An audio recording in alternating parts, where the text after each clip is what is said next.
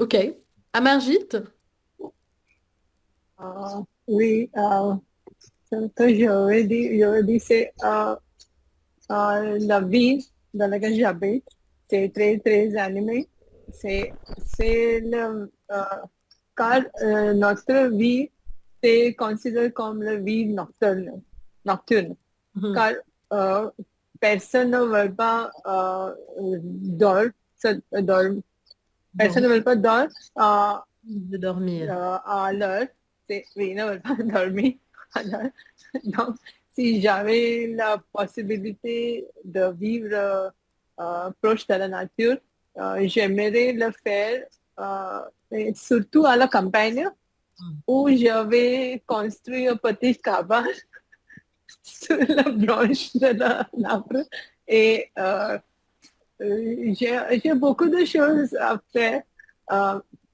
Euh, tout d'abord, je vais planter petites plantes et je vais cultiver les produits et je vais consommer ces produits et cuire et consommer et vivre ma vie. Euh, je me réveillais euh, à la chant de l'oiseau ou à lever du soleil. Et quand le rayon de soleil ça tombe sur ma tête, c'est ce que j'imagine. Je pense que ça serait la meilleure chose. Mhm. Ouais. Peut-être ça me rend beaucoup, beaucoup heureux. Ouais. Et je vais faire les choses, je vais explorer ou découvrir la nature. Mais je pense que c'est plutôt utopique. C'est pas réel, mais c'est pas pragmatique, selon moi. Ce sont les choses ce que je rêve Mhm. toujours. Mais peut-être à la retraite, peut-être je peux le faire. Mais Pour le travail, tu pourrais exercer comme médecin à la campagne? comme, oui, Pourrais, oui. oui, je peux exercer. Oui, c'est vrai, médecin, probablement, il y aurait du travail, non? À la Oui, campagne. oui, oui, il y a. Ouais. Mais il y a quelques constantes toujours, car la disponibilité, les médicaments Mm. ou les équipements, les, euh, comment on dit, les services, Le service. ou, oui, ce sont les choses peut-être ne pas toujours disponibles. euh, on peut illustrer l'exemple de déserts médicaux où c'est difficile de déplacer les patients ou euh, faire les traitements concrets qui qui les patients ont besoin. Mm. Ouais. Donc, c'est un Manque de peu possibilités. difficile. Ouais. Oui, oui, oui. Ouais. Ok, très bien. Bon, je vais vous poser la dernière question pour les 15 dernières minutes. Alors, Amarjit, je te la pose, ensuite Véronica. Amarjit, as-tu déjà consulté un naturopathe? Oui. J'ai consulté pour ma mère car elle a attrapé par beaucoup de maladies comme rhumatisme, etc. Euh, et elle a déjà pris beaucoup de médicaments modernes. Donc, j'ai euh, j'ai porté ces courses, non. J'ai recours au, Tu as porté comme on ce dit, coup, c'est un peu fort. Qu'est-ce que tu as fait exactement? Tu l'as euh, aidé? oui, oui, I switched to the naturopath. Donc, Ah, tu as cherché un j'ai naturopathe. changé, oui, oui, oui, pour avoir les médicaments pas plus forts, mais pas, car les médicaments modernes ont beaucoup d'effets secondaires. C'est pour éviter les effets. j'ai visité le naturopathe et quand j'ai visité là-bas, elle utilisait les médicaments euh, plutôt de la nature ou herbes, les herbes. Elle utilisait le médicament qui provient des herbes et, et, comment dire, les effets étaient euh, pas plus forts, mais ce qu'elle a attendu les effets, Hein. elle Non. voulait soigner et, ok, c'est l'effet plus faible. Ah, ok, donc Non les... faible, mais il n'a pas les effets secondaires. Hmm. Ouais. C'est la première chose ce qu'on attend Mhm. pour les les naturopathies. Hmm. Éviter les effets secondaires. Ok, ouais, les Oui, oui. médicaments, ouais. Ok, très Oui. bien. D'accord. Véronica?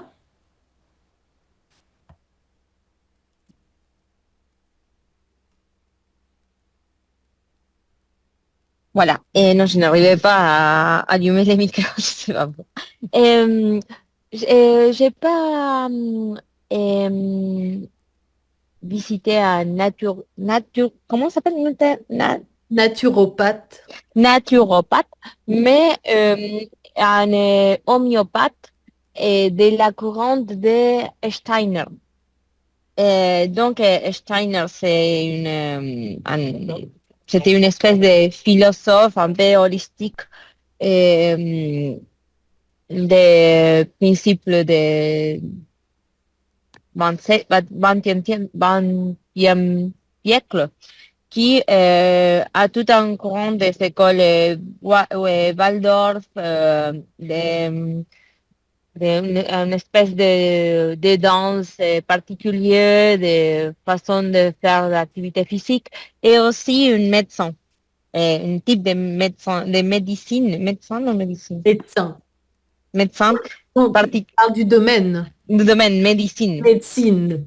Et comment on Oui, un appelle type, la femme médecin? Aussi un médecin ou une médecin? Masculin. Ah, non, non, un Un masculin. médecin. On un Mhm. ne type. change pas de genre. Non, c'est pas. Alors, je vais vérifier. Je pense peut-être que dans le français parlé, les gens disent une, mais je pense pas que ce soit correct. C'est Ok, masculin. Un merci. médecin. Oui. Euh, donc, c'était intéressant parce que il te pose 1 million de questions pour faire une évaluation holistique de toi et la cause de ton problème. Et après, il te donne beaucoup de médicaments qui sont des choses de concentrées, des choses naturelles. Et c'est génial parce qu'il y a des choses qui sont très belles. Par exemple, ils m'ont donné une crème d'or et c'était vraiment très agréable. Après, tous les produits ont un odeur très bien, très bon. Ça sent bon, très bon, etc. Donc, j'ai bien aimé cette expérience naturopathe. Ok, très bien. Bon, très bien. Et toi, Cassia? Ah oui, je suis d'accord avec Véronica que la médecine non conventionnelle euh, prend, prend soin, si on peut dire comme ça, de toute totalité, oui, traite un patient une, comme quelque chose de total, oui, comment dire, comme globalement, oui, Hein. globalement, holistiquement. Hein. Bon, mais, mais d'abord, a priori, c'est la médecine conventionnelle, parce que s'il y a si quelqu'un est vraiment malade, il ne peut pas refuser de traitement, de soignement conventionnel parce que ça, c'est indispensable. Mais j'avais une, une période dans ma vie quand je devais, pendant 2 ou 3 ans, oui, même 3 ans, je devais prendre beaucoup de médicaments d'hormones, hormonales, et j'étais complètement, comment dire, mais j'étais complètement dévastée, c'est-à-dire ma santé, oui, ma santé mentale, mais aussi physique, etc. J'étais très. Il me sentait que je ne, de toute façon, il me sentait, je ne pouvais pas fonctionner normalement après ce traitement qui est très fort et qui durait longtemps. Et je me suis rendue chez un naturopathe. euh, et aussi, non, c'était spécialiste de la médecine chinoise, parce que je sais que les Chinois, leur médecine dure depuis 3000 ans, je pense que, alors, et ils traitent une personne, voilà, holistiquement. Alors, il m'a prescrit quelques herbes mais chinois qu'il fallait acheter, oui, qu'il n'était pas très disponible. Et aussi l'acupuncture, oui, l'acupuncture, et oui, et ça m'a aidé. C'est-à-dire, après une année de ce traitement, qui était euh, très léger, oui, qui n'était pas très agressif, mais doucement, doucement, au fil et à mesure, oui, ça m'a aidé, c'est-à-dire je me sentais mieux. Voilà. Très bien, ouais. Ça m'est très bien, ok. Et toi, Bartek? Moi, je suis un grand fan de, de ce type de traitement. Je connais toutes les disons, spécialistes qui s'occupent de la colonne vertébrale en Pologne. Ce sont les gens qui ont hérité les dons, disons, de soigner avec les massages, disons, le poussement, on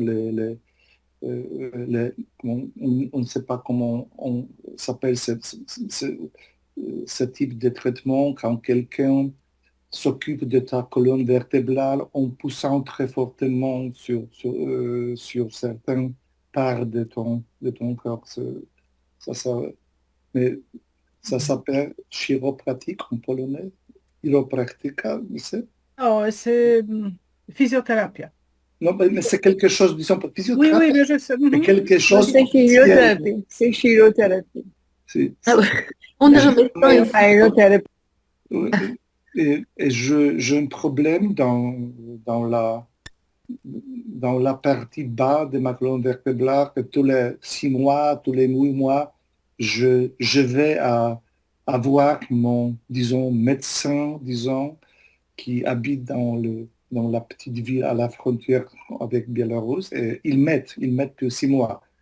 Une demi-heure avec lui me sauve la vie, mais il faut que je vous avoue quelque chose parce que ma fille est médecin, alors il faut que je cache mes visites là-bas parce qu'elle est contre en général contre toutes les... Voilà, c'est le Et cas de mon mari qui est aussi le médecin. Ouais, quand même. alors, je mène une vie secrète. Alors, oui, papa Oui.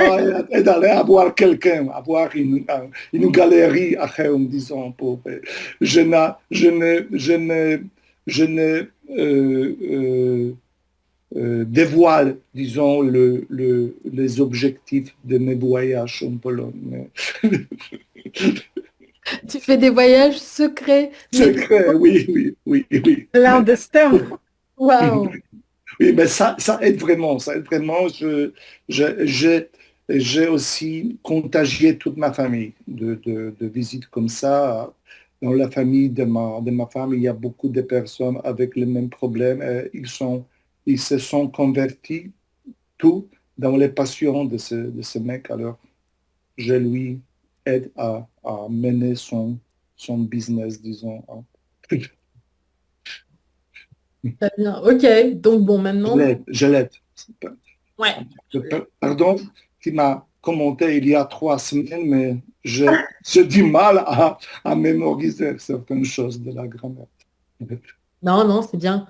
Bon, ben, très bien. Est-ce que vous avez des choses à ajouter ou des commentaires ou des questions sur la grammaire? Qu'est-ce que c'est prendre la navette? Euh, Prendre la navette. En fait, j'ai dit prendre ou faire? Attends, prendre la navette? Faire la navette. Oui, faire. Faire la navette, c'est se déplacer pour aller au travail ou pour aller chercher les enfants. En fait, c'est un terme qu'on utilise pour parler du déplacement qu'on fait tous les jours. Pas par plaisir, mais parce qu'on doit répondre à une responsabilité. Donc, chercher les enfants, je fais la navette jusqu'à l'école des enfants, je fais la navette jusqu'au travail, etc. Mais tu peux dire aussi se déplacer, tout simplement. Je me déplace jusqu'au travail. Autre chose? Ça va? Bon, alors bonne journée. Bonne journée, merci beaucoup. Merci, merci.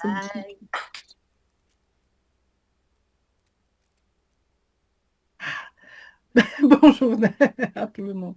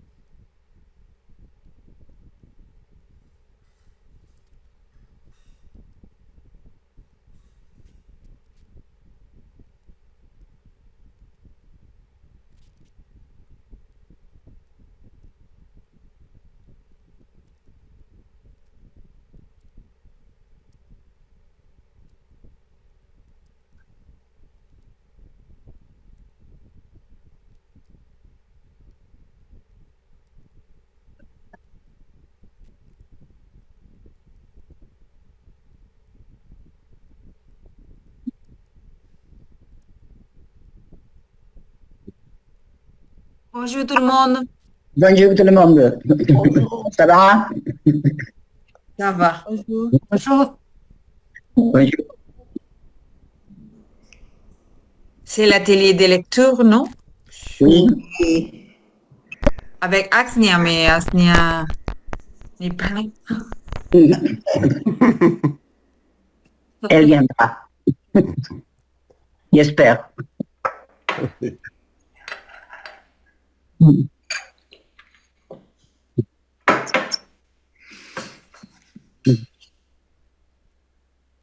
Bonjour. Bonjour.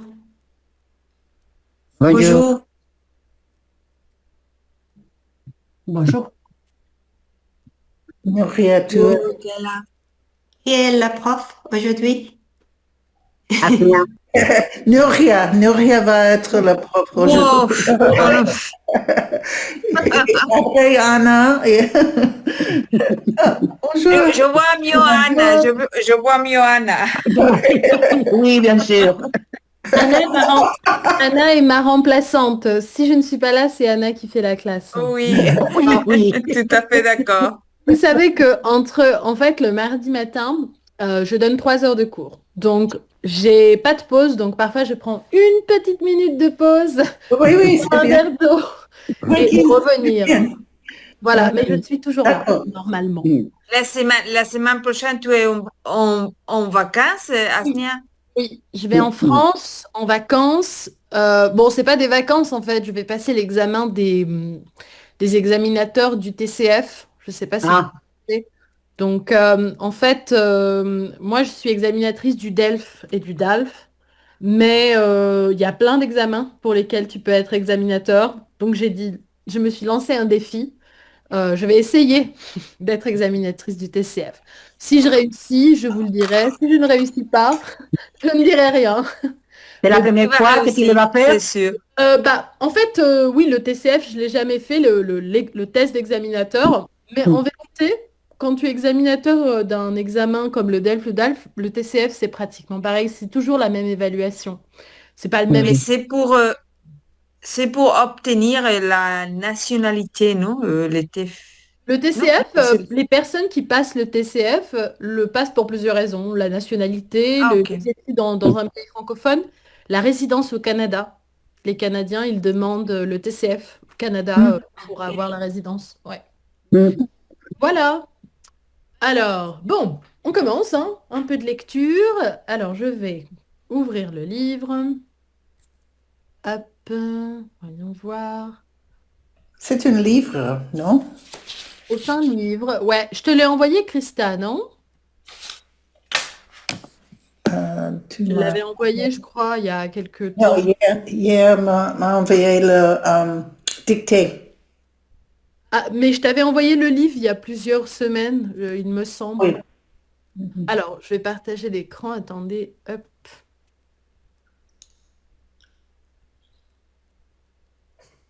Ok.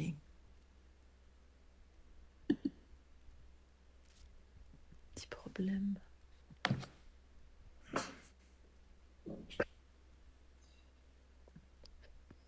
Figurez-vous que j'ai un petit problème avec le site de français avec Pierre. J'arrive pas à ouvrir. Mhm. Hop. Bon, c'est pas grave.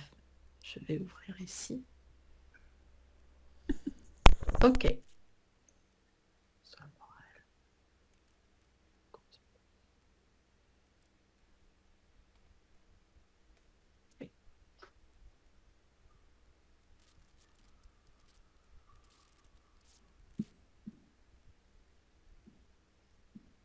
Ok.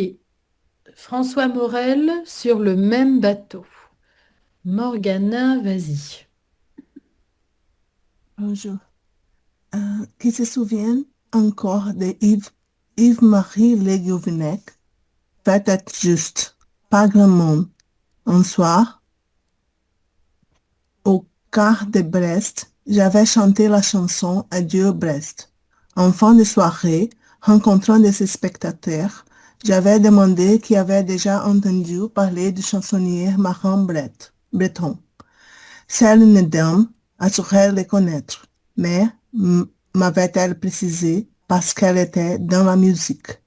Moi, j'ai vraiment fait connaissance avec lui un dimanche matin à Sainte-Lunaire. C'était un jour de vide-grenière. Sur les trottoirs encombrés, en vrac, on trottait de tout, essentiellement de tout ce dont on n'avait pas besoin. Des disques 33 tours bien abîmés de Georges Jouvin, de Paul Mariet et son grand orchestre, des livres de Ricard Zaret, de Maurice Messeguet, de Gilbert Cesbron, de Paris Match avec la famille princière de Monaco, de soupières, de poubelles de table, de merde. Il faisait beau, La mer était montante. Dans une heure, elle serait pleine. Je ne comptais pas faire de vieux ou eau ici. D'ailleurs, un vieux type vendait de vieux eau sous forme de ventaille, finement ajouré. Rien ne m'intéressait. J'allais donc quitter le bourg de Saint-Lunaire pour rejoindre sa plage. Le temps de piquer une tête avant de retrouver mes copains Gérard Mordilet et Antoine Salé, qui m'attendaient pour le déjeuner. Et puis, mon regard a été attiré par un Recueil. recueil de chansons. La Cancalès. Je me suis souvenu de mon oncle Octave, qui à chaque fin de repas, anniversaire, mariage, communion, se levait pour entonner la Cancalès, chanson interminable et oubliée. J'ai un doute. Je Oui. pense que la page Oui, est 55. 155, Oui, pas mais 152. Oui, mais en fait, je pense que le Rémi a sauté une nouvelle. Donc c'est pour parce que cette nouvelle, on ne l'a pas lue. La semaine dernière, en théorie, on a terminé la nouvelle à la page 149. C'était la nouvelle. Oui, mais je pense que la 152, c'est la semaine prochaine. Alors attendez, je vérifie. Hop. Il y a 3 histoires la semaine prochaine. Une d'elles, Mais- c'est la 152. Alors attendez, il y a semaine du 8 septembre. Page 176, 186, page 150, 154, ok. 118, 123. Ok, bon. Alors on va prendre à partir de la 155. Ok, c'est parti. Je comprends pas pourquoi ils ont fait ça par contre. C'est une organisation un peu Je étrange. pense que ce sont les petites histoires, Ouais, les 3 petites histoires qu'ils mettent ensemble.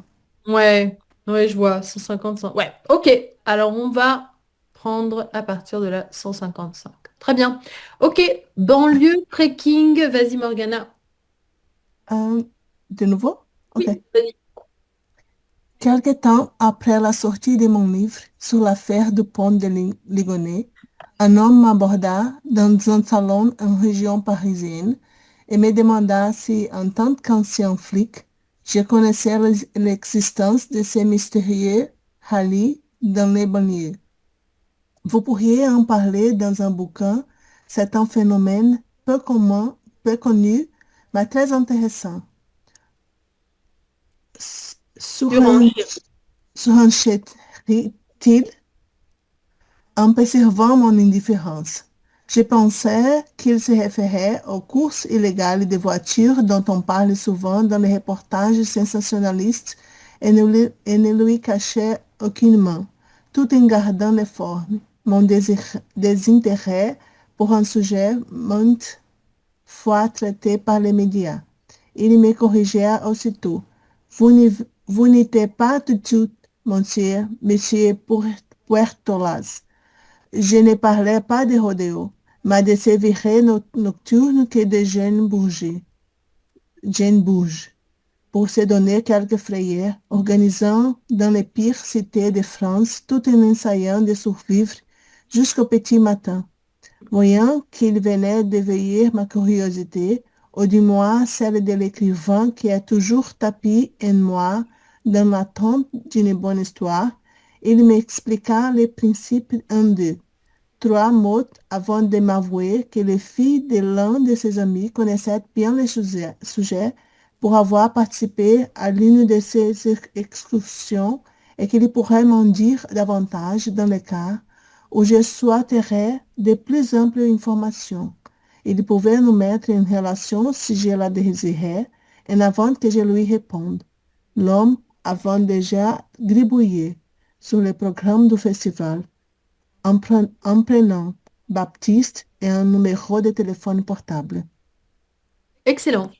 Alors, c'est quoi l'affaire du pont de Ligonnès? Est-ce que quelqu'un connaît cette affaire? Est-ce que quelqu'un en a entendu parler? En France, c'est vraiment, vraiment très célèbre. C'est pas une belle histoire, hein. mais quelqu'un qui habite en France, Christa peut-être? Non, je ne sais que je suis haïtienne venue. Je ne sais pas. Oui, oui. Ok. Bon, sans développement, en fait, c'était l'histoire. C'est une vraie histoire. C'est un homme issu de la noblesse qui est soupçonné. C'est une histoire de meurtre, une histoire criminelle, qui est soupçonné d'avoir tué sa famille, toute sa famille. Sauf qu'en fait, il a complètement disparu. Mais vraiment, la police ne le retrouve pas. Personne ne le retrouve. Donc en France, c'est devenu un peu un roman national. Tous les 3 mois, la police dit, nous avons trouvé Dupont de Ligonnès, mais c'est pas lui. La dernière fois, ils ont dit qu'ils l'avaient trouvé en Écosse. Donc en France, c'est devenu, si vous dites à un Français Dupont de Ligonnès, il saura de quoi vous parlez. C'est devenu un mythe. Parce qu'on ne sait pas où Je il est. crois, je crois qu'il y a un documentaire Oui, sur Netflix, oui, je pense, je crois. sur Netflix. Et il porte des lunettes. Oui. Euh, il est haut. Oui, il est grand, il est brun. Oui, Oui. voilà. Bon, c'est une histoire, voilà, c'est une histoire de euh, donc, je ne sais pas comment la qualifier, comment on dit, de fait divers. C'est un fait divers. Ok. Les banlieues, c'est quoi les banlieues? Ce que les zones qu'il y a et les alentours de la grande ville. Non? C'est ça, donc la périphérie des grandes villes. Et en Ok. général, les banlieues, il y a quand même, quand on dit banlieue et cité, on pense à quelle partie de la périphérie? Est-ce que c'est les quartiers? Mauvaise partie. Oui, les quartiers populaires un peu plus difficiles et tout ça. Oui, c'est ça. Exactement. Ça a surtout un sens, c'est surtout associé avec ça. Un bouquin, c'est quoi un bouquin? Un Morgana? livre. Un livre, surenchérir, Comment? surenchérir. Ah, euh, Insiste. Ouais, insister, en rajouter. Oui, c'est ça, on peut le voir comme ça. Oui, en rajouter. Des reportages sensationnalistes. La presse Parler des qui choses, parle des... des histoires qui ne sont pas réelles, que faire de médias. Exagération, non? C'est ça. C'est ça. Exactement. Des reportages qui sont parfois, qui exagèrent un tout petit peu l'information pour provoquer une émotion chez les personnes, une émotion ouais, forte chez les personnes.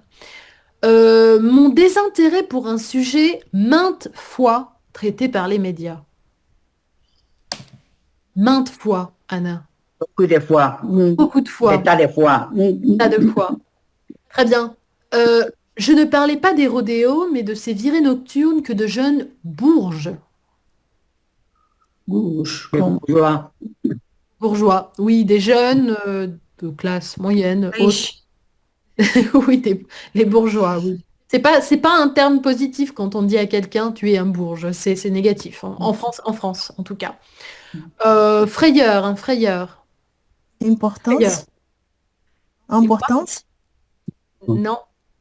Peur. Le poids. Le Une peur. peur. La peur. Anna l'a dit. Une Peur. peur. Une frayeur, une peur. Ok. Une cité, on l'a dit, c'est un quartier populaire dans la périphérie. Ma curiosité, la curiosité de l'écrivain qui est toujours tapie en moi. Intériorisé. Caché à moi. Ouais, cachée en moi, dissimulée en moi, à l'intérieur de moi. Très bien. Très bien. Finalement, gribouillé sur le programme. Étudier, avait étudié, Étudier, connaisseur, étudier, connaisseur, pas exactement. en détail, Écrire rapidement. Euh, Pas forcément, Anna, écrire rapidement. Non. en détail, Ça peut être écrire rapidement, mais c'est écrit de quelle manière? Confuse. J'écris de manière confuse. Mauvais. Oui, de manière mauvaise, de manière un peu Confuse. désordonnée. Comment? Confuse. Manière confuse. Désordonnée. Et c'est même pas forcément une écriture, hein. Un gribouillage, ça peut être juste ça. Une rature, les enfants, par exemple, ils font des gribouillages, ils écrivent pas. Ils font, bon, les enfants, vraiment les plus jeunes, 2, 3 ans, si tu leur donnes un stylo, ils font un gribouillage. Ils n'écrivent pas. Euh, bon, très bien. Allez, on continue. Hop, c'est parti. Nouria, vas-y. Je me rappelle que le soir même, chez moi, je tapais plusieurs mots-clés sur Internet, mais ne trouvais rien. Et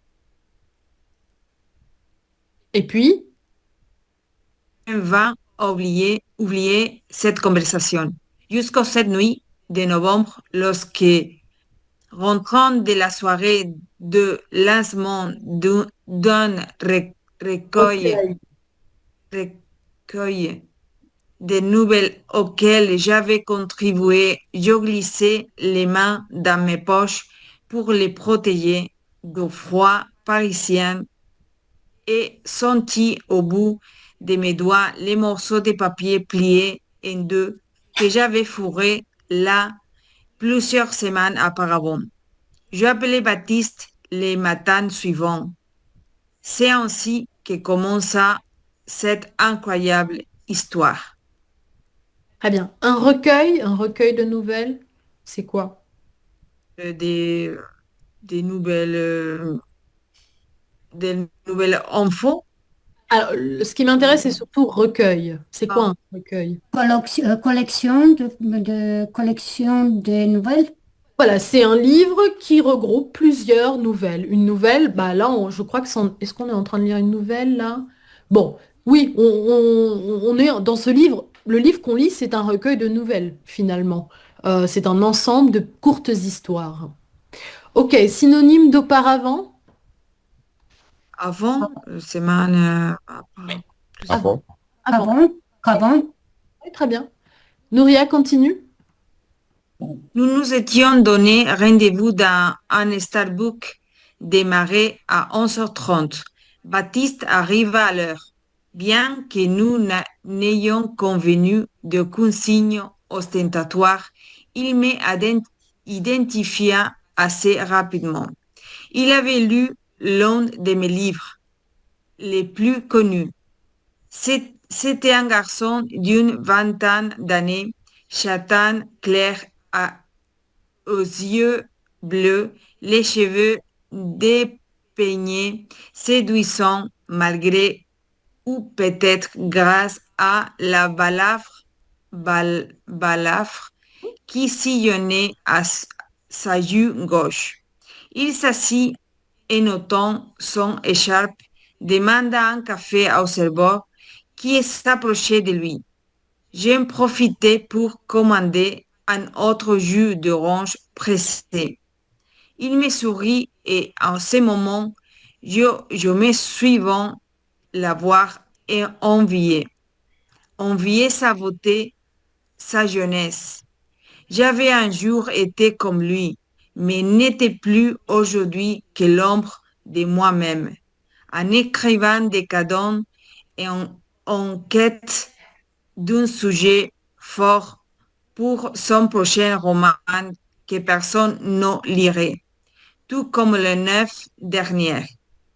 Un écrivain qui, tel un vampire, enviait maintenant les gens pour ce qu'ils avaient de plus précieux, leur âge, leur force vitale. Ok, très bien. Un signe ostentatoire, c'est quoi? Ah, quand tu es pour plus que autre personne, Hmm, que tu as des richesses que tu n'as pas près, non? Tu Alors, n'as pas de richesses. Et tu parles de quoi concrètement? Tu parles d'un objet, tu parles d'un vêtement, tu parles de quoi exactement? de tout, non? Quand tu dis que tu as quelque chose, si c'est pas prêt, non? Ah, non, pas sûr que C'est pas ça? c'est pas exactement Ok. ça. Alors, on va voir, attendez, les autres, c'est quoi porter sur soi un signe ostentatoire? Quelque chose de visible, comme une fleur dans les boutonnières, par exemple, Ouais. Qui ou un permet, livre dans la main, ou Exactement. En fait, un signe ostentatoire, ça peut être tout et n'importe quoi, un objet, un vêtement, une marque sur le corps, quelque chose qui attire l'œil et normalement qui a la fonction quand même de identifier ou de montrer l'appartenance de la personne à quelque chose. En France, on parle beaucoup des signes ostentatoires sur le plan religieux, parce qu'en France, on adore parler de ça. Et par exemple, on dira que certains vêtements sont des signes ostentatoires parce qu'ils montrent, ils attirent l'œil et ils montrent l'appartenance. Mais ça peut fonctionner avec plein d'autres choses, en fait. Oui, c'est ça. Un balafre, une balafre, pardon, c'est quoi? Qu'est-ce que C'est c'est? pas. Qu'est-ce que Une c'est? cicatrice. Oui, une cicatrice sillonnée.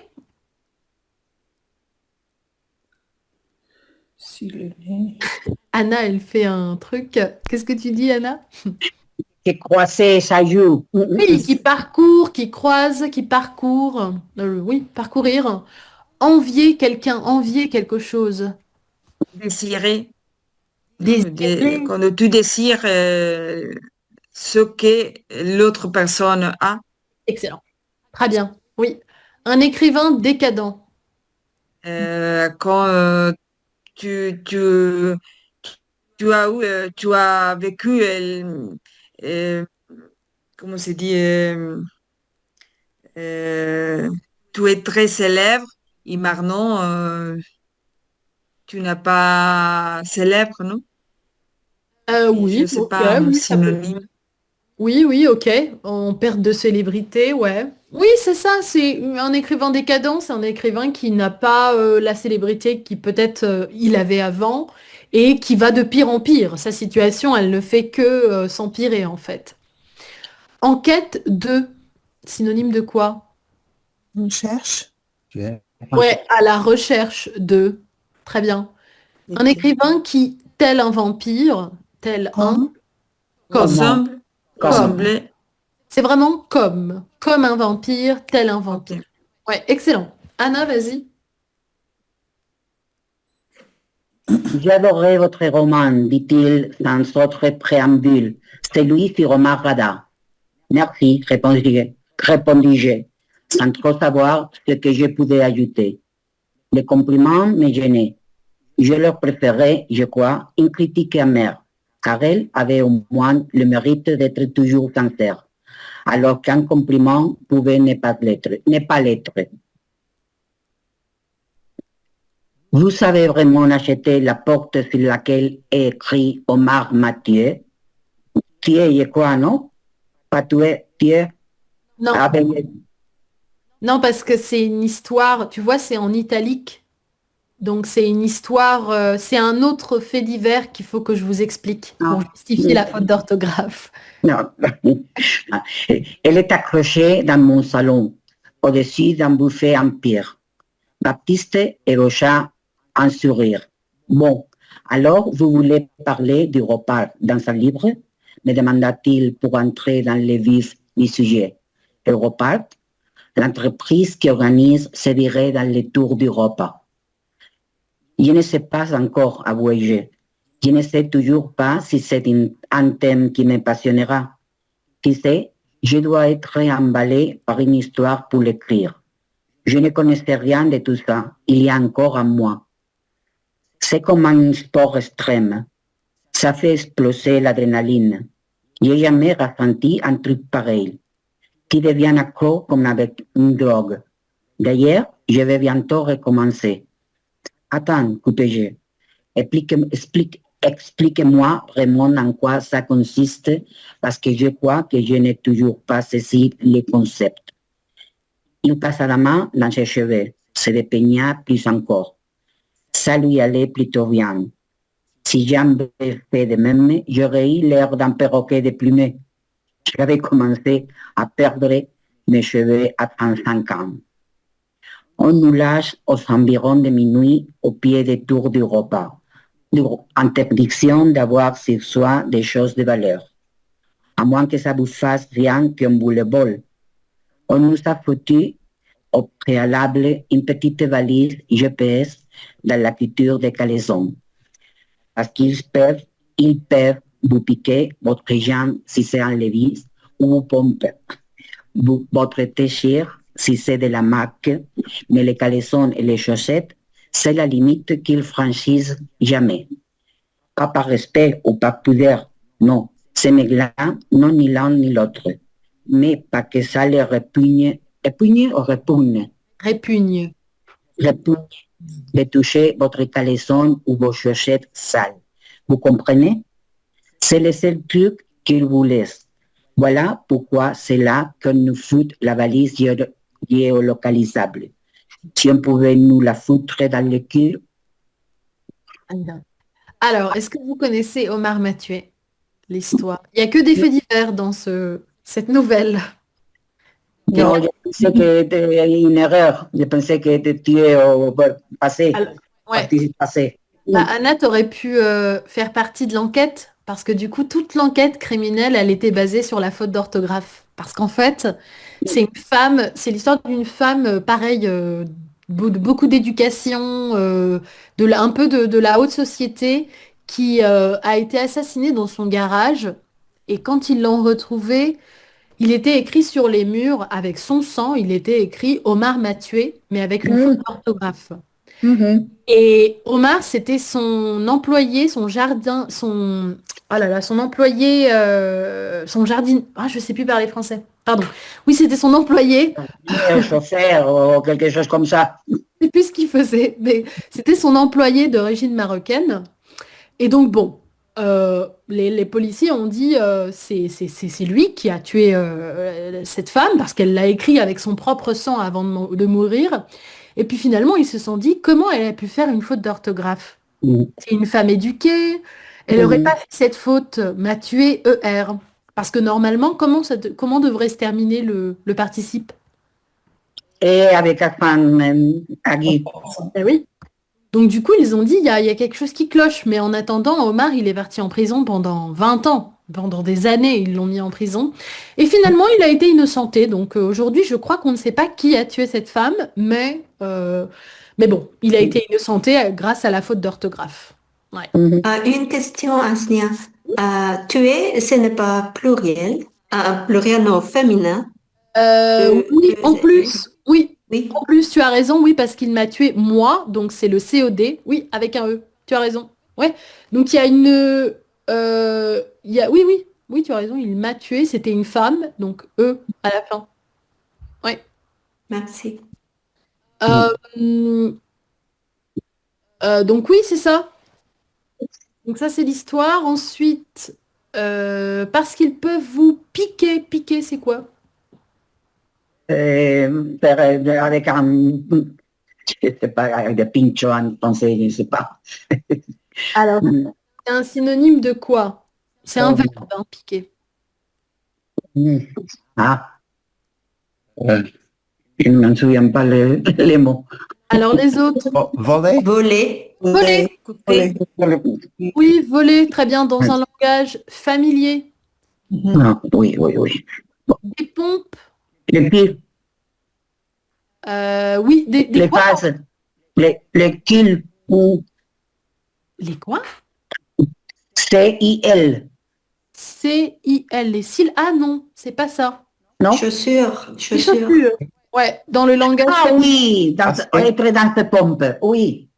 Oui, être dans ces basques. Oui. Bien dans ces pompes. Oui. Oui. Répugner, ça leur répugne. Ils détestent. Oui, ça les Dégoûtant. dégoûte. Très bien. Oui. Excellent. Excellent, très bien. Ok, on continue. Martine. Bonjour. Et tu fais quoi alors concrètement une fois dans la city? Survivre, dit le jeune homme avant de boire un gorgée de son café. Survivre, ce n'est tout de même pas la guerre. Je veux dire, elle ne vous lâche pas au cours de montagne d'Afghanistan. Europa, c'est la banlieue de Paris. Ça se voit que vous avez jamais mis le pied. J'ai vu les images au JT. C'est pareil quand on y est. Ça fait sacrément flipper. Vous comprenez pas, c'est le jungle là-bas. La colline du crack du 18e arrondissement. C'est une maternelle suisse à côté. Même la police entre plus là-dedans depuis longtemps. C'est la plaque tournante du trafic de drogue français. Ils ont encore tué un flic il y a 2 mois. Si vous avez le malheur de traverser ce quartier en pleine journée, vous avez une chance sur 2 de vous faire dépouiller. Imaginez ce qui peut arriver la nuit à un blanc-bec comme moi. Le but du jeu, c'est de tenir 2 ou 3 heures. Ça paraît pas long comme ça, mais c'est une éternité là-bas. C'est un peu comme un rodeo. Tenir 1 minute sur un taureau sauvage ou 2 heures à Europa. C'est du pareil au même. C'est si terrible que ça. Pire encore, entre les dealers, les toxicos ou juste les racailles qui tiennent les meilleurs et savent pas quoi faire pour passer le temps, c'est Jurassic Park, ce truc, vous voyez. Quand le dinosaure casse le cage. Et si mes paroles vous convainquent pas, peut-être que mon visage le fera. Il posa l'index sur la cicatrice et hocha la tête avec un sourire et un air de fierté. Tu peux répéter le verbe? Et si... Convaincant. Non, on ne prononce pas la terminaison. Convaincre. Oh oui, convaincre. Oui. Oh oui. Et si mes paroles vous convainquent, vous convainquent pas? Oui, très bien. Ok, c'est quoi un JT? JT. Je ne sais pas. Alors les autres, peut-être? Le journal télévisé. Oui, un journal télévisé, donc journal, il y en a un normalement le matin, un le midi, un le soir en France. Ça dépend de quelle chaîne, mais oui. Ok, un flic. Un agent de police. Oui, donc c'est familier comme terme. Un toxico. Toxico. Les gens toxiques, que les gens qui sont accros à la drogue, c'est ça? Oui, c'est ça. Oui, toxicomane, toxico, oui. Une racaille. Caille. Je ne sais pas. Qu'est-ce que c'est, racaille? Alors les autres. Un délinquant. Oui, un délinquant, une personne, c'est un terme familier. Une personne qui vient des milieux populaires et qui peut-être, éventuellement, oui, est tombée dans la délinquance. Oui, oui, c'est ça. Très bien. Ouais. Autre chose? Je sais pas trop, ça a l'air d'être... Ocha, la dernière phrase, Ocha. Regarde-moi, ou regarde Anna. Anna est en train de le faire. Anna, c'est mon assistante. Elle explique tout. Anna l'a fait, c'est ça. Ça, Christa, quand tu fais ça avec ta tête. Quand tu dis oui avec la tête, pratiquement. Ok. Ça va? Bon, on continue. Alors, non, pardon. Michaela, vas-y. Bonjour. Baptiste m'a expliqué que l'organisateur faisait signer un décalage de responsabilité. Décharge. Ou une décharge, oui, de responsabilité en cas de pépin. La géolocalisation leur permettait de retrouver le randonneur le cas échéant. Dans le meilleur des cas, ils rejoignaient le point de ralliement à l'heure donnée. On l'exfiltrait de la cité et tout demeurait en une simple frayeur. Dans le pire des cas, le randonneur n'apparaissait pas. On recherchait alors sa position sur un logiciel de localisation, puis on s'y rendait. En 84, avec 3 hommes harnachés, commandant de guerre, treillis, gilets pare-balles, genouillères, d'hier et flashball. La dernière fois, un randonneur s'était vissé une GoPro sur un casque afin de filmer son aventure et pouvoir la partager sur les réseaux sociaux. C'était bien sûr la première chose qu'on lui avait volée.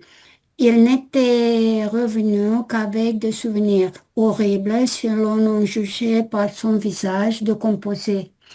De toute façon, Europark veut pas qu'on fasse trop de pub. C'est réservé à un groupe fermé. Vous imaginez si on parlait aux infos. Si l'apprenait qu'on prend le quartier pour un zoo, ça se passerait pas comme ça. Je veux bien le croire. Très bien.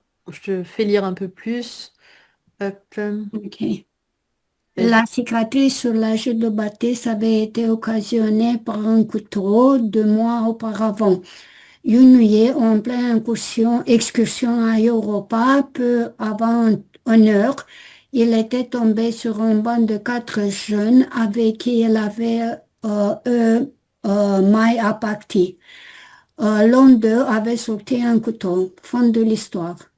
Très bien. Alors, on continue. Ruby. Oui, bonjour. Quand le mec m'a fait ça, me dit-il après avoir bu la dernière gorgée de son café, j'ai cru que j'allais mourir alors que je me suis mis à courir.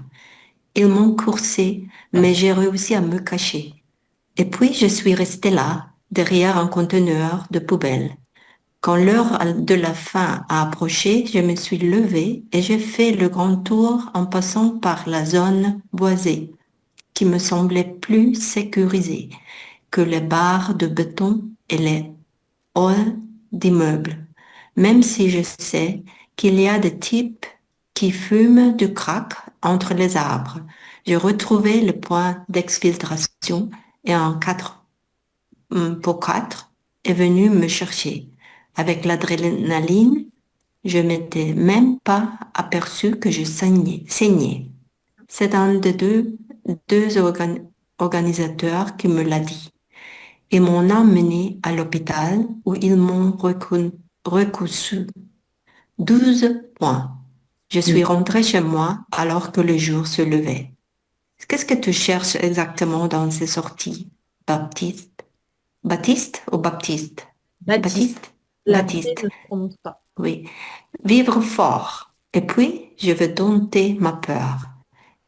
Il y a bien des gens qui se mettent dans des cages qu'on balance au milieu des requins blancs. Je veux vivre ma vie au centuple. J'y retourne dans une semaine. Pourquoi vous ne m'accompagnerez pas? Vous verriez vraiment ce que c'est. Ok. Alors, on va juste voir un peu ce qu'il y avait avant. Alors, attendez, comment je fais? Ok. Un pépin, c'est quoi, Michaela? Un problème? Ouais. Une décharge de responsabilité, c'est quel type de document? C'est un problème qui non, c'est une parole qui dit que c'est des charges de chaque accusation. Ouais, c'est ça. Donc, en général, donc là, on nous dit que ce sont les organisateurs qui font signer un document qui dit concrètement, s'il se passe un problème, c'est pas de notre faute. C'est pas leur faute, oui, c'est ça. Voilà. Et on signe souvent des décharges quand on fait des sports à risque ou quand on participe Ah, oui, c'est ça. à risque. Ouais. Comment vous prononcez ça, Michaela? Comment tu dis ça? 4, 4, 4, Oh, 4. Alors, 4, 4. un 4x4. Les 4, Français disent un 4x4. Oui. Rugby, pareil, c'est 4x4. Oui, merci. Ouais. Ok, maintenant, avoir maille à partir. Avoir une confrontation avec quelqu'un? Une C'est ça? Oui, confrontation, très bien. Oui, absolument. Avoir un conflit avec quelqu'un, un avoir un... conflit, oui. Très bien. Euh, des points, de quel point on parle ici De la cicatrice ouais, de l'opération, oui. on les appelle comment Le ces point points? de suture. Des points de suture. Suture. Ouais. Oui. Dompter sa peur. Comment on peut comprendre ça? Contrôler sa peur. Ouais, Ou, oui, comme un animal sauvage qu'on ouais, dompte, ouais, très bien. Contrôler, dominer, hein, d'une certaine... dominer. Oui. Ok. Allez, on continue, parce qu'il nous reste plus de temps pour lire. Alors, Christa. Oui. En sortant du Starbucks ce matin-là, j'avais appris 3 choses. La première, qu'une entreprise organisée, belle et bien des verrées nocturnes dans la banlieue la plus de France pour donner des sensations fortes et des gens endormis par la société qui ne leur proposait rien à la hauteur de leur ambition ou de leurs rêves. La deuxième, que je ne vivais pas ma vie au centuple.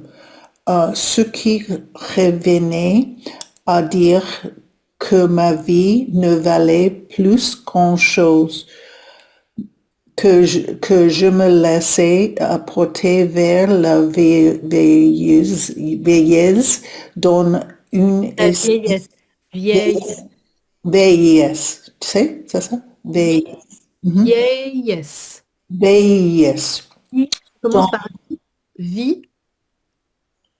Vieillesse. Ah, non, commence par vie. Vie. Vie, ok, vie. Vieillesse, oui. Ok, vieillesse. Vieillesse. Dans une espèce de confort que plus rien ne viendrait contredire, Exacerbé. Exacerbé, ok. Que ma vie était un plat sans sel, un plateau repas d'hôpital, que je n'avais en gros plus rien à attendre de ma présence sur terre. La troisième, que dans une semaine, je passerai une nuit dans la cité la plus dangereuse de France. Ok, craignos. Peur. De peur, et la plus craignos, le banlieue qui cause le plus peur. Oui, Dangereux, dangereuse, oui, c'est ça. On parle de lieu. Quand on utilise cet adjectif, on parle de lieu. Un lieu craignos, on dit toujours la S, et ça veut dire dangereux, qui craint, qui peut.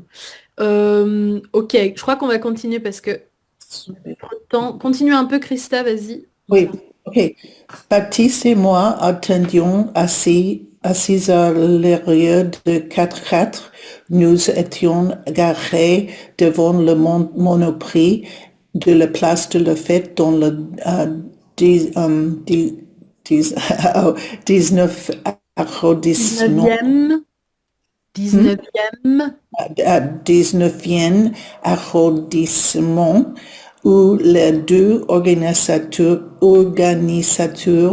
étaient allés acheter des bouteilles d'eau et de sandwich. Bientôt, les deux hommes reviendra à la Attends que Christa répète. Revendre. Revendre à la voiture avec un sac rempli de provisions et nous démarrâmes. nous prîmes le périphérique et nous garâmes sur un parking abandonné où nous Nam.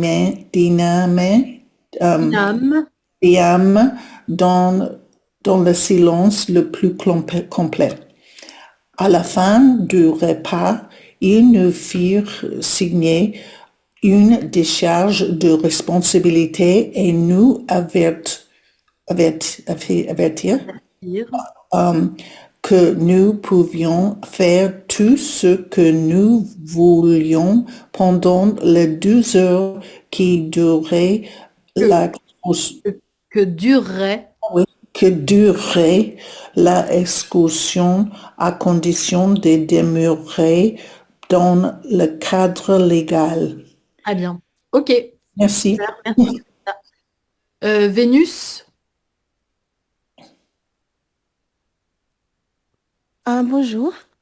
Le plus jeune des deux hommes, harnaché comme un militaire dans l'une des franchises de Predator, me fit signe de baisser la partie supérieure de mon jean, tira sur mon caleçon et fit un trou avec un poinçon dans la partie où se logeait l'élastique.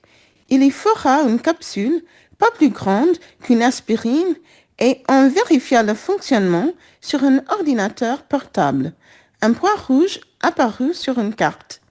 Pas de téléphone, pas de portefeuille, dit le plus âgé des deux, un type au visage carré et aux cheveux blancs courts qui lui donnait l'allure d'un G.I. Joe. Je n'ai rien apporté, répondis-je. Tu peux continuer, Vénus. Termine. Je leur avais fait un virement de 250 euros quelques jours auparavant, payé pour s'offrir cette frayeur. Je rêve. Parfait, ça vous rassure d'être deux, non? Demanda la jeune organisateur en souriant.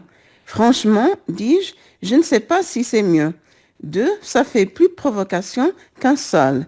Ils vont nous prendre pour deux flics ou deux fous. Très bien. Très bien. Ok, on continue. Amel. Bonjour. Le 4x4 nous laissa à 1h25, à quelques mètres du bloc B des Tours d'Europe. Le grand ensemble, comme l'on disait à l'époque, était composé de 6 immeubles d'une vingtaine d'étages chacun, disposés en astérisque autour d'une place que l'on nommait, fort à propos, place d'Europe. Le quartier avait été construit dans les années 1960. Jusque-là, les terrains étaient couverts de vignes où s'étalaient des fermes isolées et quelques marins qu'il fallait assécher avant de creuser les fondations. Europa était un projet innovant après Haussmann. La ville de Paris s'étendait de manière anarchique dans les années 1920 et 1930. Les logements pavillonnaires avaient poussé comme des champignons. Il n'y avait aucun équipement public, ni système d'assainissement ou routes goudronnées. C'est afin de remédier à ce défaut d'infrastructure que l'on se mit à construire des tours et des barres à tout va, car cela exprimait enfin l'ordre. Il est étonnant, voire ironique, qu'aujourd'hui ces immeubles soient les symboles du parfait contraire, le désordre. On viendra vous récupérer à 3 heures précises, dit l'organisateur à la mâchoire carrée. J'insiste, bien sûr, l'heure. pour des raisons évidentes. On s'éternisera pas dans le coin. C'est compris? Compris, à 3 heures, dit Baptiste. Bien. Vous avez des questions? Très bien. Faire quelque chose à tout va. Euh, c'est n'importe comment, hmm,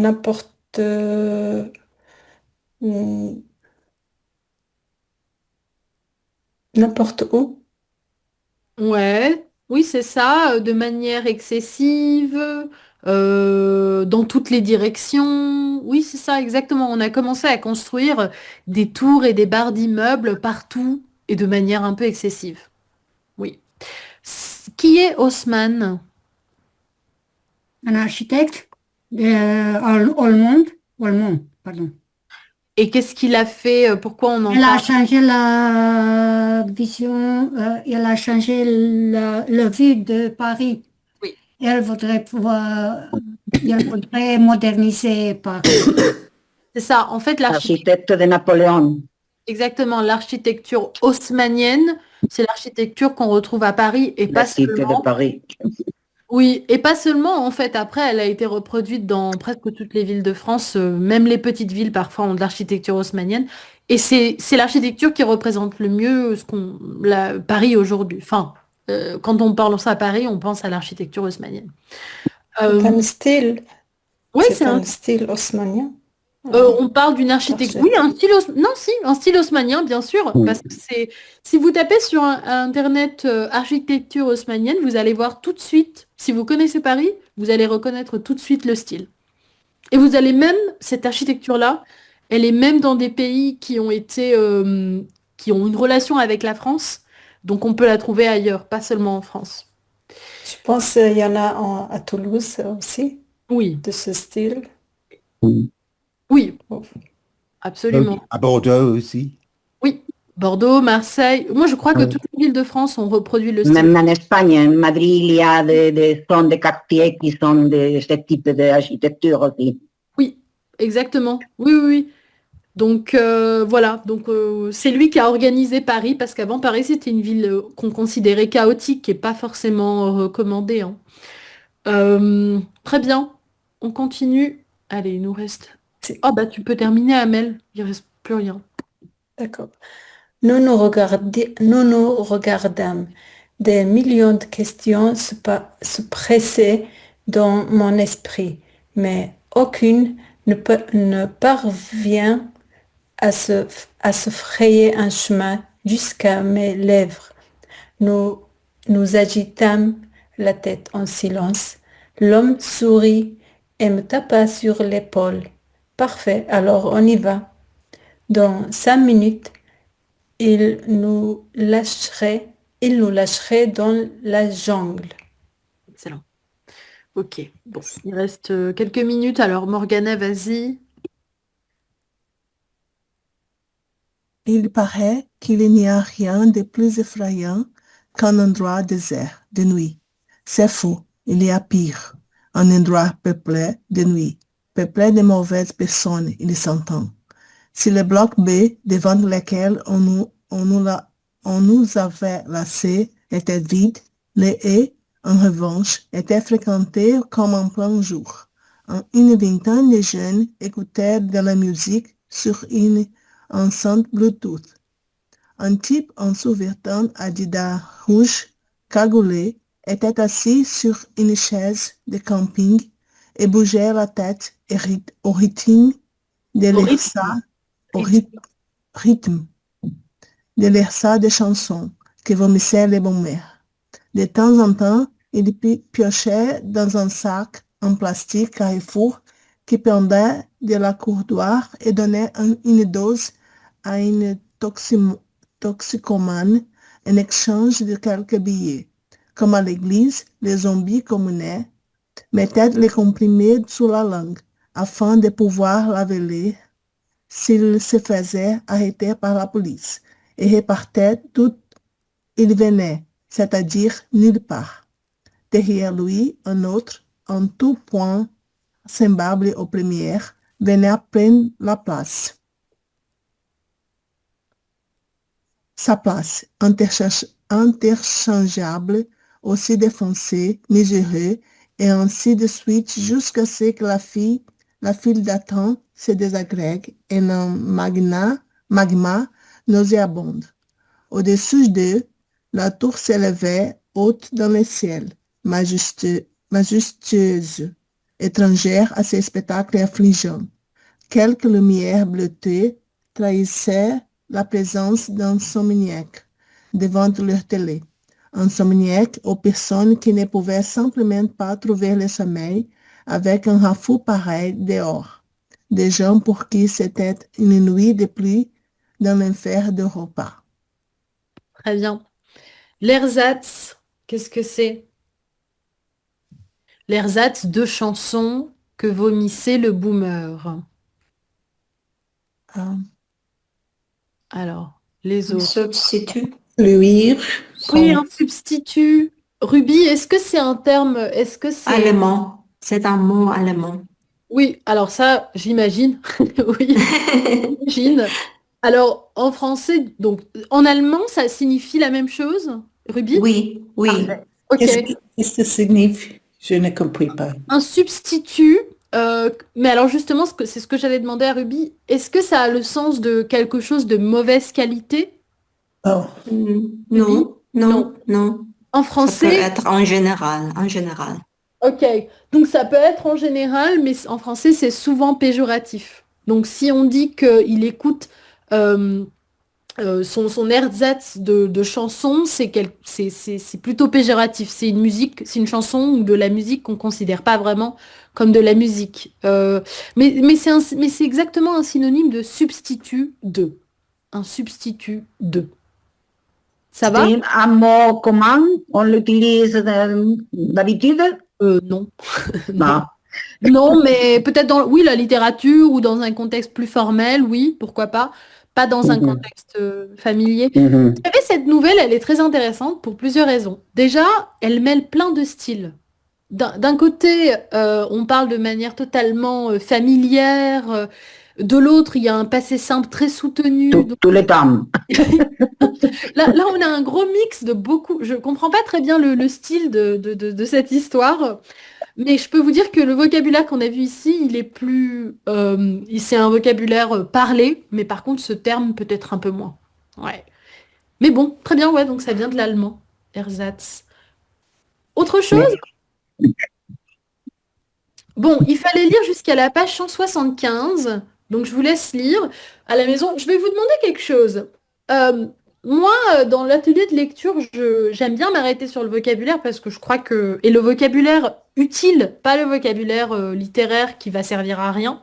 Enfin, à part si vous continuez à lire en français, bien sûr, mais je crois que ça a pas, d'un point de vue actionnel, ça n'a pas trop d'intérêt, en fait, d'apprendre le vocabulaire très, très littéraire.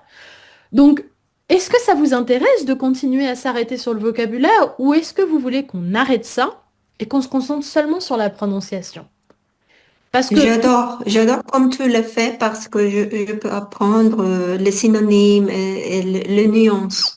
Ah, super. Pour moi, les deux choses. Bon, ça me rassure parce que... Quand il le fait, c'est très intéressant pour moi. Ah, bon, vous me rassurez parce que si votre objectif c'était la prononciation, comme vous pouvez le noter, on travaille pas trop la prononciation, surtout les synonymes ici. Donc bon, ok, ça me rassure. Ça va, Michaela, Nouria, Chris? Ça va. Ça va? J'aime beaucoup votre J'aime bien lecture. suivre les synonymes. Parfait, ok. Bon, parfait. Alors, on continue comme ça, super bien. Merci. Merci beaucoup, bonne Merci, journée. au revoir, bonne Merci. journée. Au revoir. Bye. À la prochaine. Salut. Alors, hop. Ok, donc salle 2. Ok.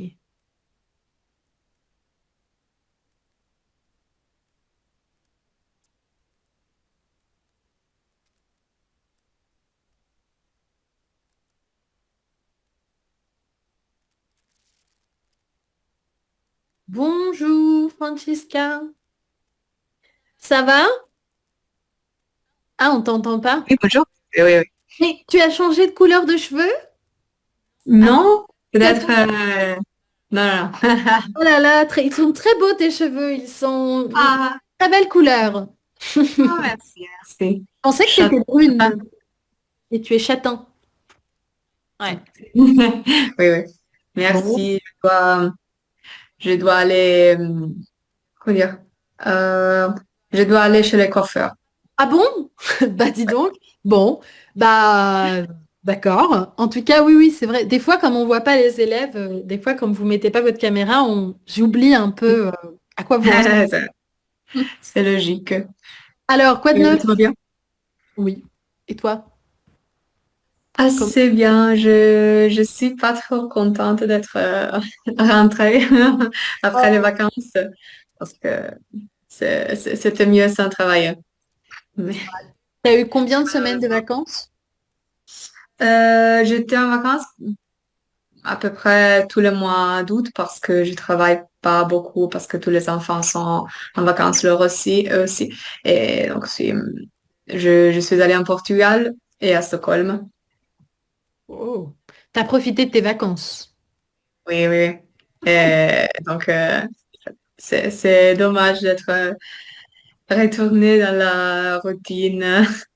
Je voulais rester là. Tu as la déprime de la rentrée, Francesca. Hichem aussi, tu as la déprime de la rentrée? Pas beaucoup parce que je ne suis pas, je ne travaille pas maintenant, donc Parfait. Ok, donc pas de rentrée pour l'instant. pas de rentrée. Ok, très bien. Bon, cette semaine, on va parler de la nature. Première question pour Francesca. Alors, euh, on commence par... on commence par le positif ou le négatif, Francesca? Positif. Positif. Alors, quelle sensation, émotion provoque en toi la nature? Généralement, un peu de stupeur, on peut dire, surtout si je vais quelque part où la nature est extraordinaire, comme des parcs ou des lacs, certains lacs, par exemple, j'en avais vu en Croatie, qui était vraiment merveilleux et j'aurais voulu rester là toute ma vie à regarder oui, et c'est parce que le lac, c'est un endroit aussi assez calme. Et donc, j'aimais les bruits de la nature, c'était vraiment très beau. Et, mais aussi la mer, un peu tous surtout s'il y a de l'eau dans l'endroit où je me trouve, j'aime bien ça. Et donc, la nature, généralement, oui, une sensation de admiration. Dans une certaine espèce, s'il y a les fleurs sur les arbres pendant le printemps. J'aime bien voir toutes les couleurs. Et donc, je suis fan de la nature en général. Au moins qu'il y ait trop de problèmes. Parce que j'aime pas les insectes, par exemple. Donc là, ça m'empêcherait de profiter de la nature. Ok, donc plutôt... Ok, d'accord. Mais donc, quelle saison? T'aimes bien la nature à toutes les saisons? Oui, oui, parce que est-ce qu'on peut dire que la neige fait partie de la nature? Oui. Oui. Donc, oui, j'aime presque toutes les saisons parce que je j'aime pas l'été, simplement parce que c'est trop chaud. Il fait trop chaud.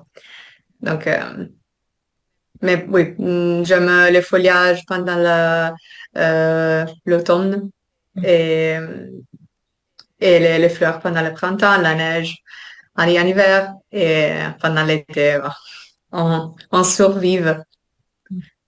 Ouais. Ok, très bien. Bon.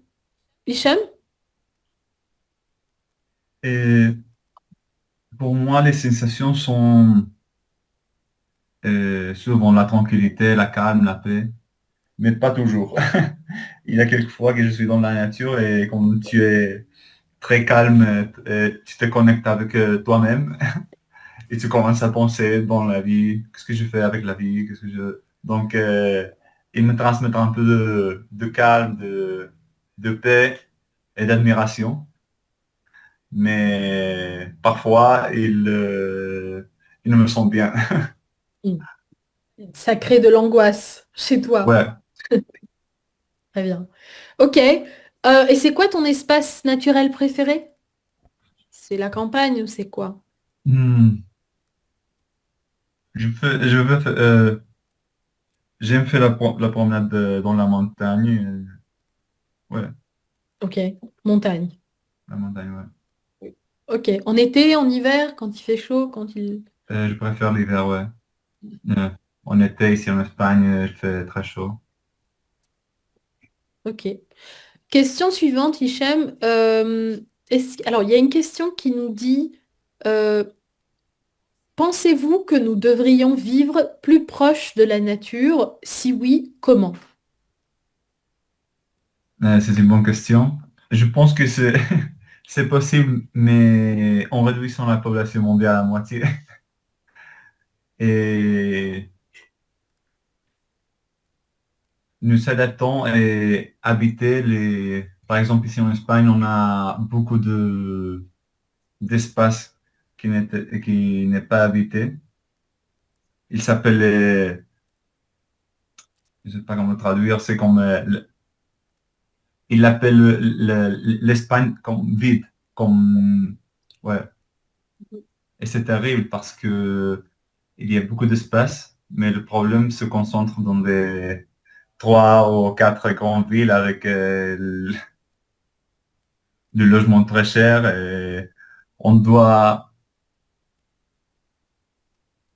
nous adapter à une forme de vivre moins, on, on peut dire comprimé dans le même espace.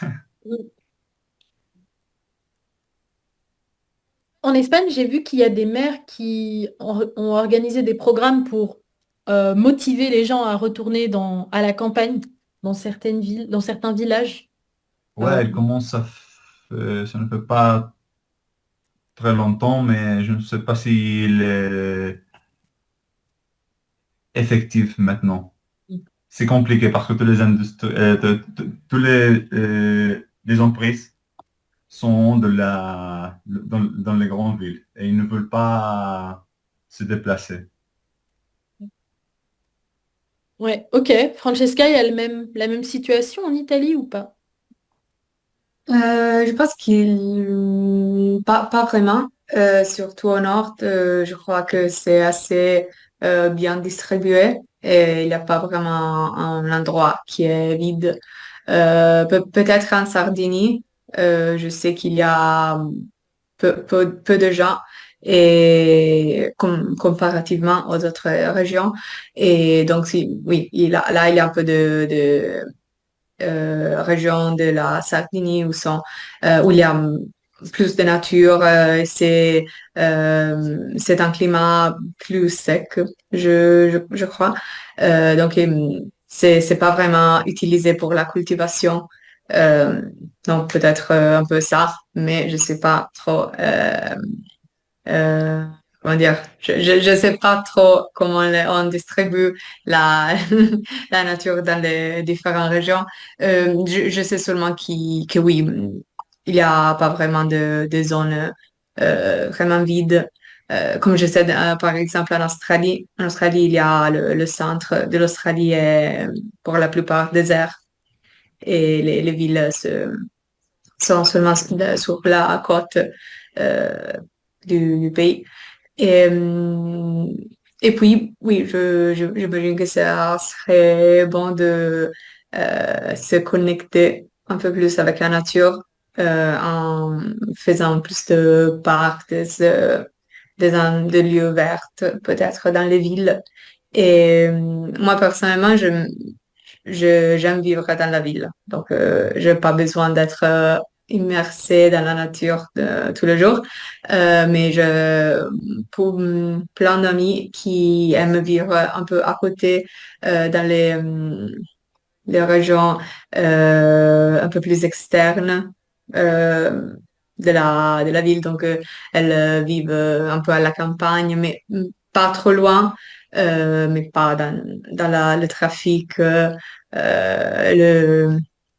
smog. La fumée? Hmm? Quoi tu as dit? Le smog? Le smog, on ne dit pas en français. La fumée, tu as dit? C'est la... Smog, oui. Mais qu'est-ce que c'est Non? que ça? Jamais entendu. Je ne sais pas, c'est pas italien non plus. Ah oui, non, c'est... Tu parles de la fumée. Ah, la fumée. La fumée, la pollution? La pollution, oui, oui. Très bien. Ok, ouais. En italien, tu dis comment?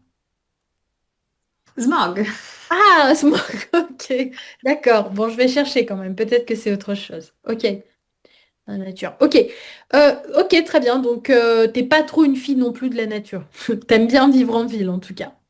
Oui, oui, oui, pour vivre, oui. Ouais. Ok.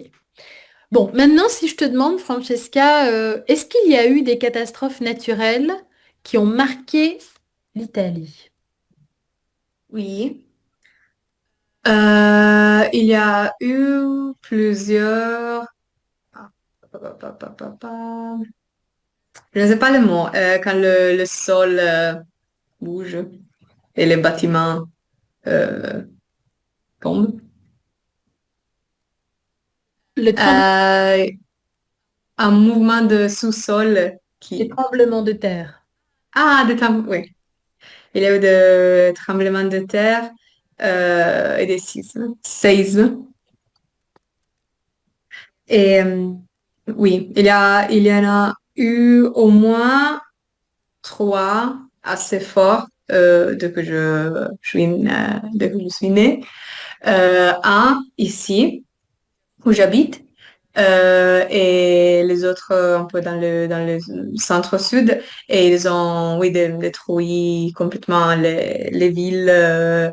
Il y a eu beaucoup de morts et des gens qui ont dû se déplacer dans des autres régions, des autres villes. Et je sais même pas si il y en a eu un en 2008, quelque chose comme ça. Et je ne suis pas sûre qu'ils aient déjà reconstruit et tout, parce que ici les choses vont très lentement. Et, et aussi des alluvions, des pluies très fortes. Oui. Ces dernières années dans la région où j'habite. Et là aussi, beaucoup de dégâts. Là, surtout, les choses, comme les bâtiments, les voitures, tout ça un peu a été détruit. Je ne sais pas s'il y a eu beaucoup de morts, mais ça a été un grand euh, problème, évidemment. Et ensuite, on a aussi les volcans au sud. Mais après Pompéi, je ne sais pas si quelqu'un est mort véritablement. Mais quand même, on ne sait jamais. Mais il y a l'Etna, non? L'Etna, il y avait eu... L'Etna est en Sicile. Sicile. Sicile. Et les Vesuvio se trouve à Naples. Et c'est le Vesuvio qui a détruit Pompéi il y a... ouais. Ouais. Et quelquefois, parce qu'ils sont actifs, donc on doit rester en garde. Ouais, donc tremblement de terre, volcan, il y a plein de choses en Italie. Ouais, inondation, il y avait eu une année aussi. Ouais. Ouais. Et on ne s'ennuie pas. On est toujours prêt au désastre. Oh là là. Bah ouais. Et ok, et toi, Hichem? Ici en Espagne, on a malheureusement cette dernière année été terrible pour avec l'inondation au Valence et les incendies de cet été. Je ne sais pas s'ils ont pas encore comment on dit vivent ou s'ils sont encore S'il se passe encore, s'ils se passent encore surtout au nord du pays. Et avec une gestion très mauvaise. Mm. Euh, pour les administrations publiques de chaque lieu. Et je pense que et par rapport, par exemple, à la sécheresse, c'est un phénomène qui, ici en Espagne, euh, restera toujours avec nous parce qu'avec le changement climatique, c'est très difficile d'améliorer cette condition. On doit nous s'adaptons au changement climatique. Il n'y a pas je pense qu'il n'y a pas une conscience très claire de ce qui nous sera dans le futur et l'investissement de prévention est presque nul. Mm. Ouais. Mm. Donc, tu veux dire qu'il n'y a pas assez d'argent mis pour prévenir les inondations, les catastrophes Ouais. naturelles? Hmm. Mm. Ok, ouais. Ok. Donc, oui, c'est vrai, à Valence, il y a eu des inondations graves, non? Avec beaucoup de gens qui sont morts. Ouais. Euh, hmm. Ok. Si je te demande, si on parle maintenant, Hichem, par exemple, des... Bon, on a déjà parlé. Sandy, hein. Ouais, bon.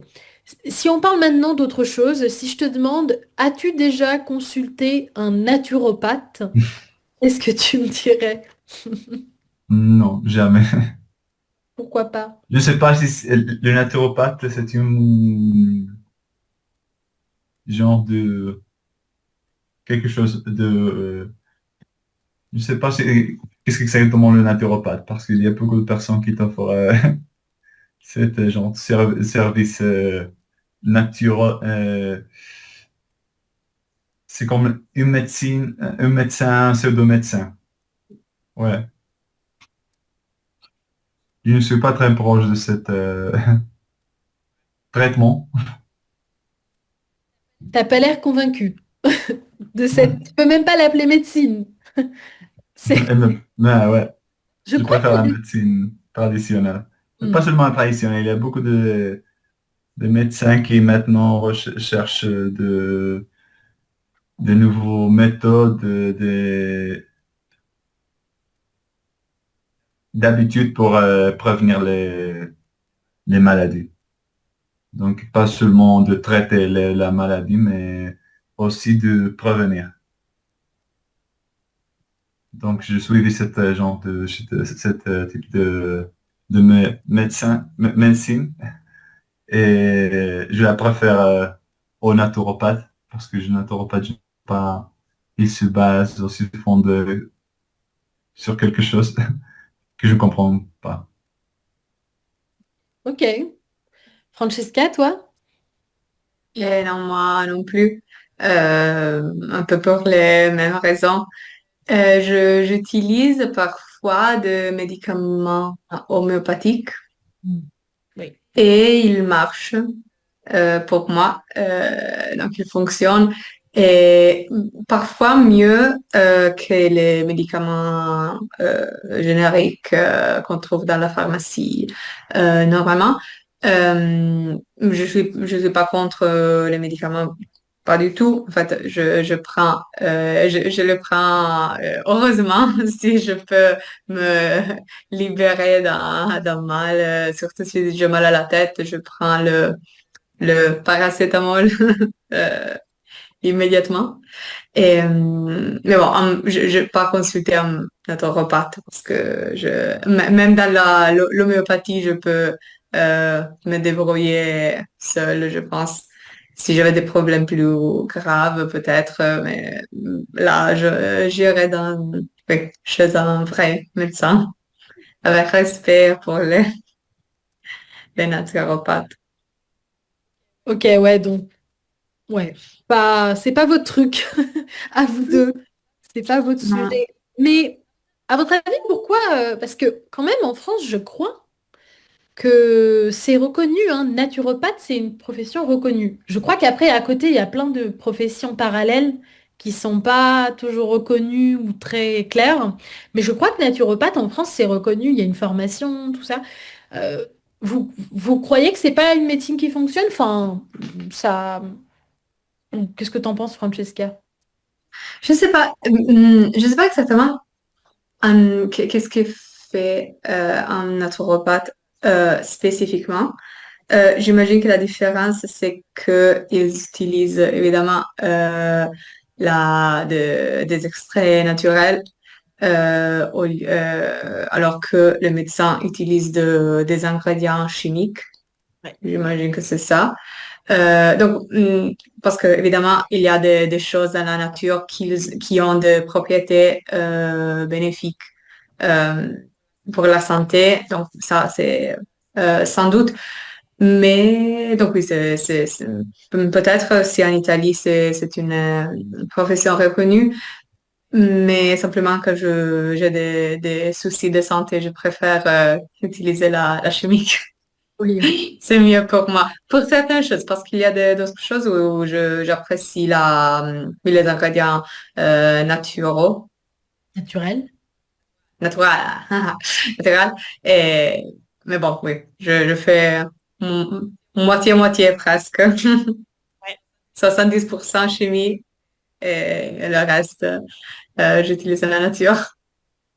Surtout pour gérer la douleur. Je pense que là, oui, c'est mieux si on prend des choses plus fortes. Ouais. Ok, ouais, très bien. D'accord. Ah, Et je vous ai envoyé la page Wikipédia de naturopathie pour voir ce que c'est. Apparemment, ça inclut plein de traitements. Euh, ah. Shem, t'es convaincu? Non. C'est quand même non conventionnel. Non conventionnel, ça veut Activement dire... conventionnel, ouais. Oui, oui, que c'est pas recherché.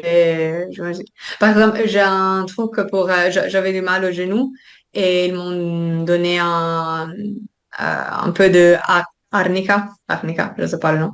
Et sur la boîte, il dit ce médicament n'a pas été expérimenté, il n'y a pas de recherche. Donc je dis, et pourquoi alors me le donner? Ils ont Mais voulu bon, oui. l'essayer sur toi, Francesca. Oh là là. Ok, oui, non conventionnel, c'est que c'est pas de la médecine traditionnelle en fait. C'est peut-être que certaines de ces pratiques ne reposent pas sur des fondements scientifiques. Ça, c'est ce Oui, que c'est vous... ça. Ok.